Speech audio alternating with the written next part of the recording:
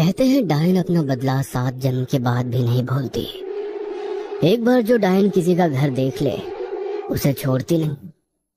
तकरीबन 70 साल पहले की बात है। पहाड़ के एक छोटे से गांव में रहने वाले रंजन को पिछले कई दिनों से कोई काम नहीं मिला था, इसलिए काम की तलाश में वो अपने गांव से काफी दूर निकल आया था। सर्दियों की कोहरे से ढकी शाम थी। हर तरफ कोहरे ने अपनी पहर जमा ली थी, जिसकी वजह से रंजन उन पथरीली रास्तों में भटक गया था। तभी उसने देखा कि पीपल के घने पेड़ के नीचे एक बाबा बैठे हुए चिल्लम फूंक रहे हैं। उस रात की साहें साहें करते सन्नाटे में किसी इंसान को देखकर रंजन की कुछ हिम्मत बढ़ी और वो जाकर बाबा के पास बैठ गया। कहाँ वीरानों में भटक रहा है बच्चा? इधर का तो नहीं लगता। मैं 7 कोस दूर डिबरी गांव से काम की तलाश में निकला था। काम तो नहीं मिला, लेकिन लौटते हुए अंधेरा हो गया तो पहाड़ों में रास्ता भी भटक गया। अब ना आगे का कुछ समझ आता है ना पीछे का।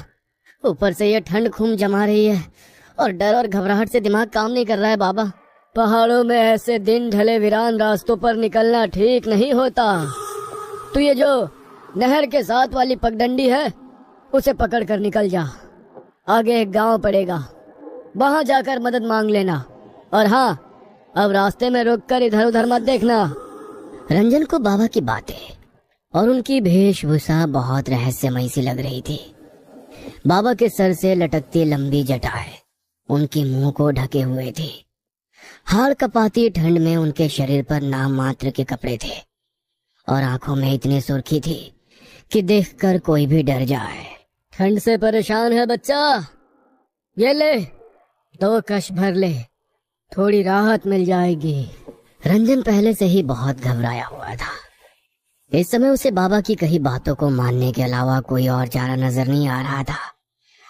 थोड़ा सब कुछ आते हुए उसने हाथ आगे बढ़ाया और चिल्लम बाबा के हाथों से लेकर 2 गहरे कश खींच लिए। अपनी बात कहने के बाद बाबा फिर से सर झुकाकर अपने चिल्लम सूखने में व्यस्त हो गए।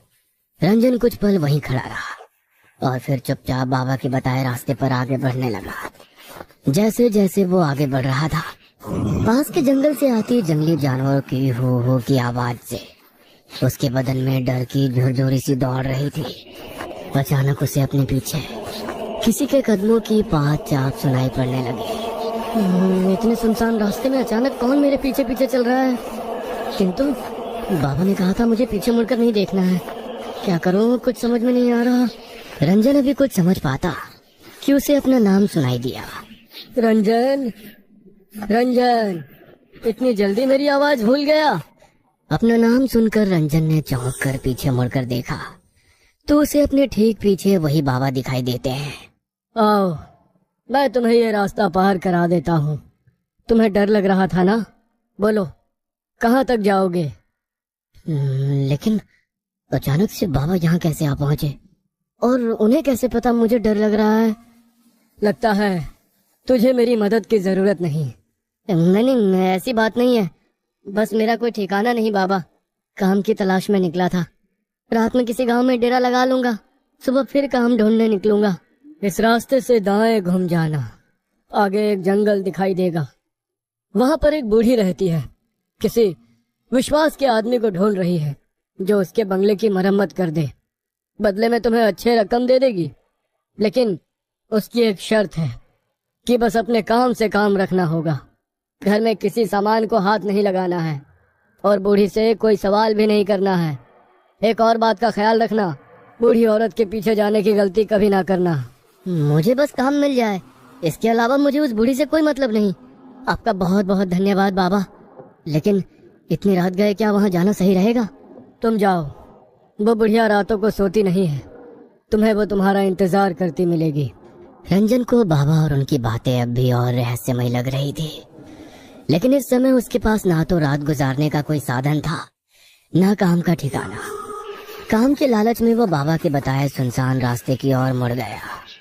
कुछ देर बाद उसे एक पुराना सुनसान सा बंगला दिखाई दिया। बंगले को देखकर ऐसा लगता तो नहीं कि यहाँ कोई रहता होगा। जैसे ही रंजन बंगले के दरवाजे के सामने पहुंचता है, वो दरवाजा खुद ब खुद खुल जाता और उसके सामने काले घाघरे और चुनरी से मुंह छुपाए एक बूढ़ी दिखाई देती है। कौन हो? यहाँ क्या करने आए हो? माई आपको मिस्त्री की जरूरत है?